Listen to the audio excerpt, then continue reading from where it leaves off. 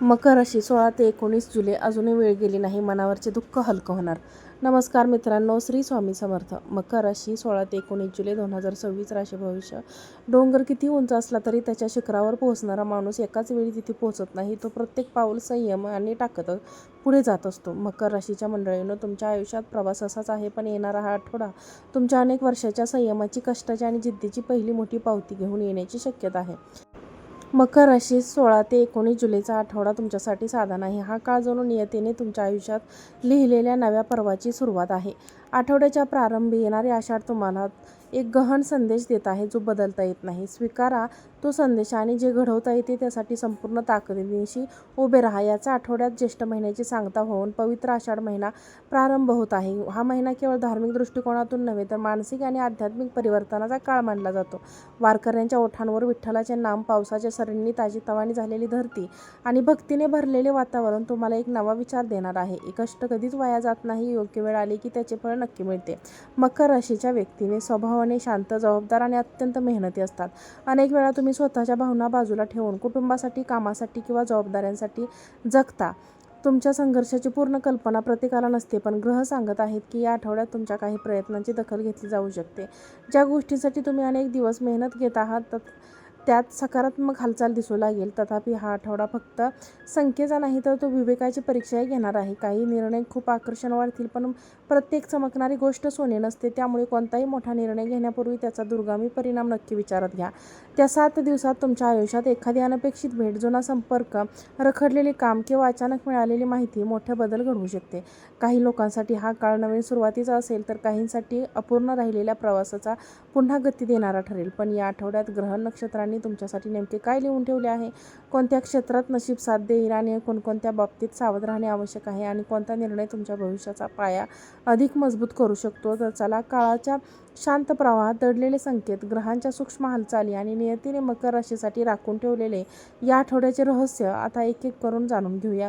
सुरू होणारा हा आठवडा मकर राशीच्या व्यक्तींसाठी संयमाचे फळ मिळण्याची वेळ जवळ आली आहे असा स्पष्ट संकेत देत आहे. गेल्या काही महिन्यांपासून तुम्ही ज्या गोष्टींसाठी सातत्याने प्रयत्न करत आहात त्यामध्ये आता हळूहळू सकारात्मक बदल दिसू लागतील.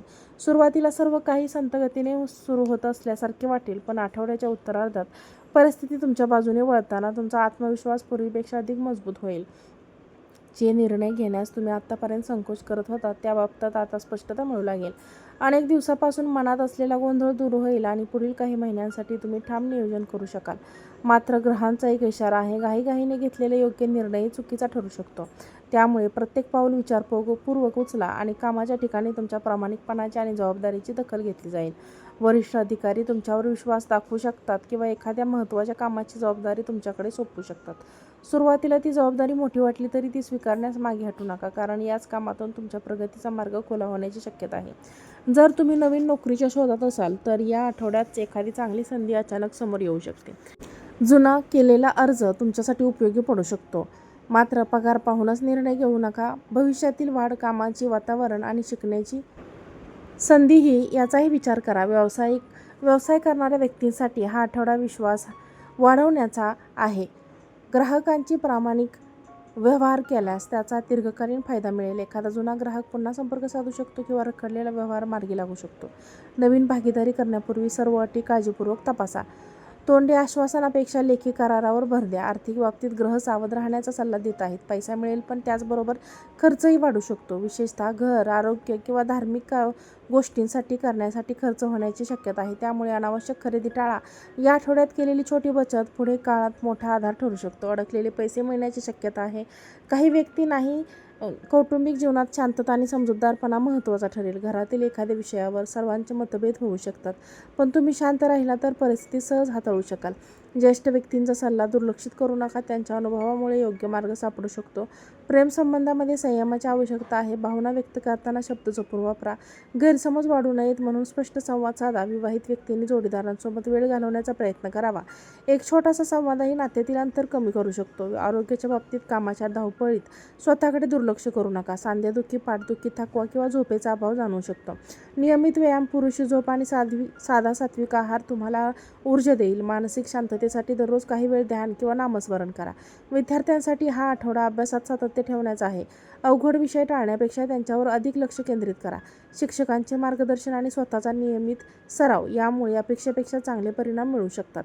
या आठवड्यातील सर्वात मोठा शुभ संकेत म्हणजे रखडलेल्या कामांना पुन्हा गती मिळणे.